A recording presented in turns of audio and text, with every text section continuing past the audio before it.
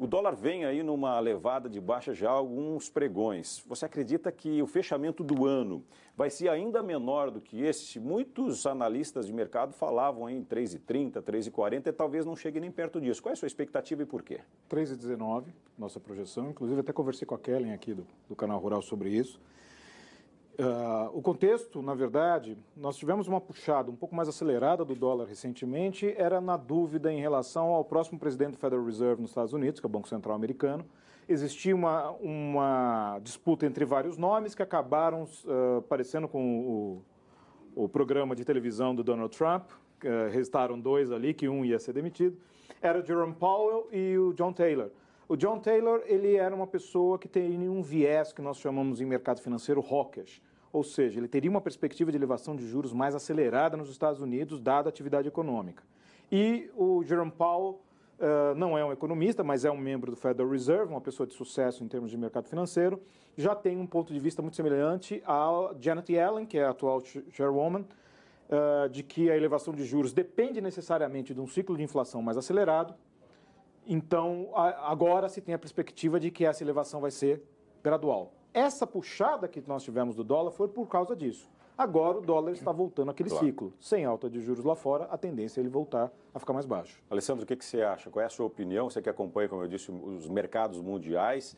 A gente vê a notícia do Banco Central americano também muito preocupado com a inflação lá nos Estados Unidos, mas a sua perspectiva qual que é? Então, na minha opinião, quando vamos falar de dólar, de variação cambial, é um pouco um bicho a sete cabeças.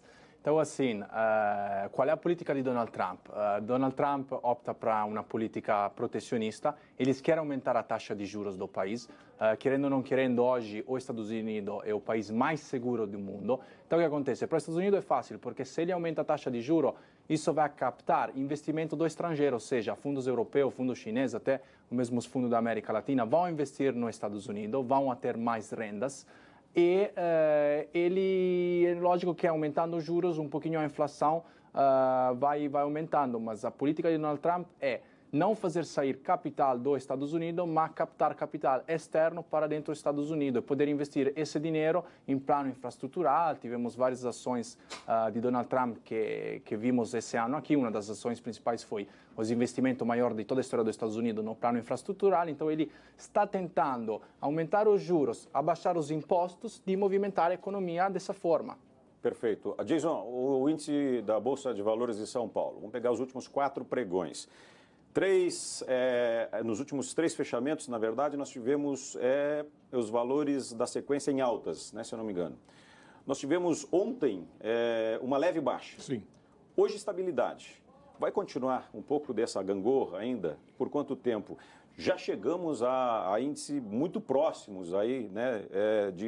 Aliás, passamos inclusive de recordes. Sim. A 79, exatamente. Muita gente apostava em muito mais, né? O Bolsa com 80, com 90 mil pontos. E essa chance não existe mais. Não, o problema é político.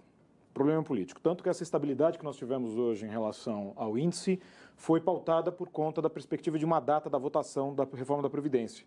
Como não se tinha uma data, havia uma incerteza muito grande. No momento que se definiu uma data, que é dia 5 de dezembro agora, pelo menos no plenário da Câmara, abriu-se uma perspectiva mais positiva, mas, por enquanto, os mercados no Brasil ainda estão pautados num misto de cenário internacional e local, só que há uma estabilidade de cenário internacional com perspectivas positivas. Então, o próximo ano é de crescimento econômico, global. E para o Brasil também, obviamente, um cenário de crescimento, mas, ao mesmo tempo, o curtíssimo prazo ainda depende de todas as questões políticas, que são, como nós dissemos no mercado, é o imponderável. Não tem como medir, cabeça humana, cada deputado, cada senador, cada executivo ali tem a sua cabeça que pode mudar a qualquer momento. Essa reforma já era para ter sido aprovada e por isso que o mercado está tão tenso. E a questão da Bolsa de Valores no Brasil, Alessandro, de que forma impacta negativamente ou positivamente nos negócios, nos investimentos? Então, tivemos uma máxima histórica do índice Ibovespa. Isso impacta que voltou confiança no mercado, né? Era antes um período de baixa.